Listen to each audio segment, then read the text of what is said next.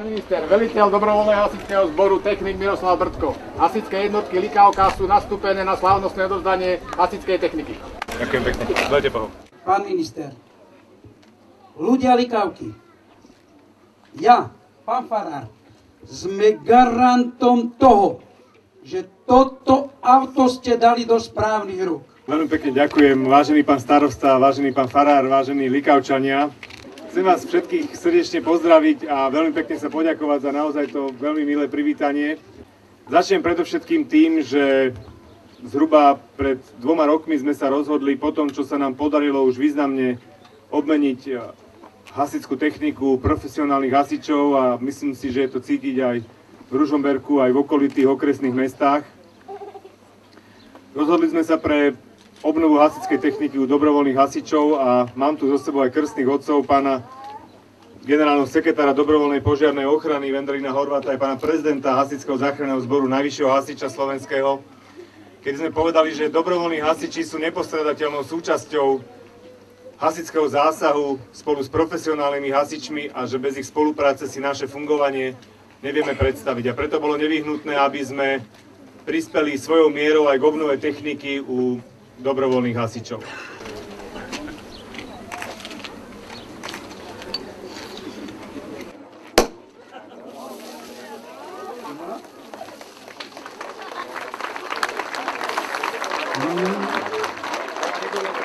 No, priznám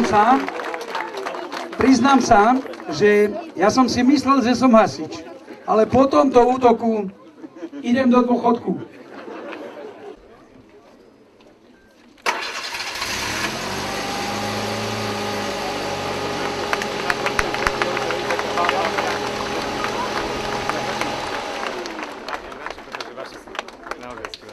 A potom už nájdeme nejakú spoločnú fotku. Áno, samozrejme. No, všetko išlo. Valí sa dým pod oblak letí. Chráňte si ľudia, životy, deti. Ondrušov je Jakubca so zápalkami. Od rána hral pod stohom slamy. Domy už horí, no posúďte sami. Môžu sa deti hrať so zápalkami? Myslíte si, že sme mali, že čas trávime len hrou? Všeličo už dokážeme. Na radosť i zlosť rodičov. Družstvo mladých u nás máme, verne aj v ňom zotrváme. Aj keď futbal máme radi, ihriska hneď všetci mladí, len čo oheň zasičí, utekáme k splanici. Neskročíme požiar ešte, dosiaľ sme len na polceste, o výzbroji však dosť vieme, veď chodíme na cvičenie. Čas uteká, príde deň, každý z nás raz bude člen. S novým autom veľa zdravia, nech sa množia úspechy.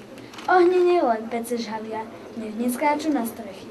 Z práce želáme vám radosť, šťastie nech k vám letí a nakoniec ešte žiadosť. Pamätajte na nás, deti.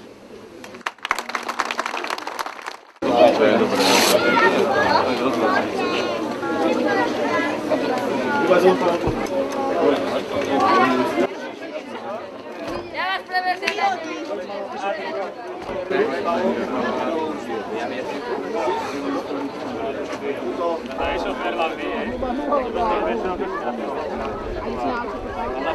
Na